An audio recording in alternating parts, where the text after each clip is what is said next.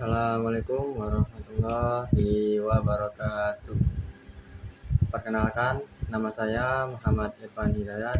Saya berasal dari Prodi PPKN dengan NIM A1A325038. Di sini saya akan membuat kuis, yaitu tugas video. Yang videonya itu berisi tentang penjelasan dari buku-buku isu-isu global kontemporer. Pada kali ini yang saya jelaskan adalah bab global governance dan tata kelola dunia internasional. Dan saja kita masuk ke pembahasan. Global governance atau tata kelola dunia internasional merupakan konsep penting dalam memahami bagaimana dunia saat ini diatur. Di era globalisasi, berbagai persoalan seperti perubahan iklim, konflik internasional, kemiskinan, hingga pandemi tidak lagi bisa diselesaikan oleh salah satu negara saja. Oleh karena itu, diperlukan kerjasama lintas negara dan berbagai aktor global untuk mengatasinya secara bersama-sama. Secara sederhana, global governance dapat diartikan sebagai proses pengelolaan masalah-masalah global melalui kerjasama internasional. Berbeda dengan pemerintahan dalam satu negara, global governance tidak memiliki satu otoritas tunggal yang mengatur seluruh dunia. Sebaliknya, sistem ini berjalan melalui interaksi berbagai pihak seperti negara, organisasi internasional, perusahaan multinasional, dan organisasi non-pemerintah.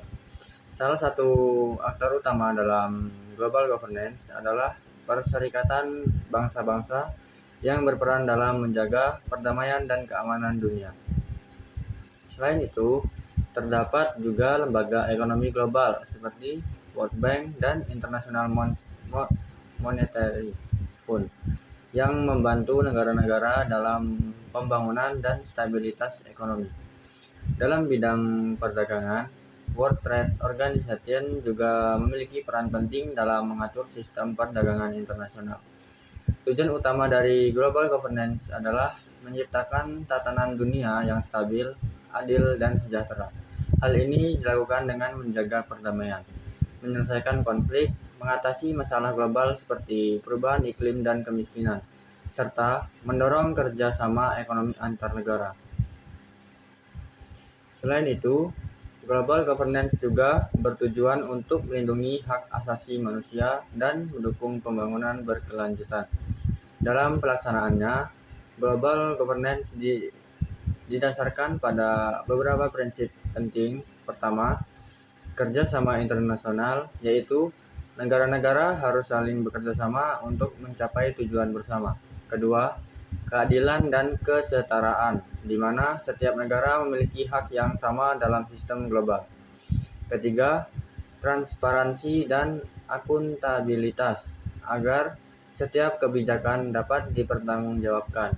Selain itu, terdapat juga prinsip partisipasi berbagai aktor serta penegakan hukum internasional atau rule of law. Global governance dijalankan melalui berbagai mekanisme. Salah satunya adalah perjanjian internasional, seperti kesepakatan mengenai perubahan iklim. Selain itu, terdapat forum global seperti G20 yang menjadi wadah diskusi bagi negara-negara besar dalam membahas isu ekonomi dan global. Organisasi internasional juga berfungsi sebagai pelaksana kebijakan dan mediator dalam konflik. Di sisi lain, organisasi non-pemerintah dan masyarakat sipil berperan dalam mengawasi dan mendorong kebijakan yang lebih adil. Namun, dalam praktiknya, global governance tidak lepas dari berbagai tantangan. Salah satu tantangan utamanya adalah perbedaan kepentingan antar negara. Setiap negara memiliki prioritas dan kebijakan masing-masing, sehingga seringkali sulit mencapai kesepakatan bersama. Selain itu, terdapat ketimpangan kekuasaan antara negara maju dan negara berkembang yang dapat mempengaruhi pengambilan keputusan global. Tantangan lainnya adalah kurangnya kepatuhan terhadap hukum internasional serta dominasi negara-negara besar dalam menentukan arah kebijakan global tersebut. Di tengah tantangan ini, Indonesia juga memiliki peran penting dalam global governance. Indonesia aktif dalam berbagai forum internasional seperti Perserikatan Bangsa-Bangsa dan G20. Indonesia juga berkontribusi dalam menjaga perdamaian dunia, misalnya melalui pasukan perdamaian serta aktif dalam isu perubahan iklim dan kerjasama antar negara berkembang. Sebagai penutup, global governance juga merupakan sistem penting dalam mengatur hubungan internasional di era modern. Meskipun tidak memiliki otoritas tunggal, kerjasama antar negara dan berbagai aktor global menjadi kunci dalam menghadapi tantangan dunia. Oleh karena itu, diperlukan komitmen bersama agar tata kelola global dapat berjalan secara efektif, adil, dan mampu menciptakan dunia yang lebih baik. Mungkin itu saja yang dapat saya sampaikan. Kurang lebihnya saya mohon maaf. Saya akhiri. Wassalamualaikum warahmatullahi wabarakatuh.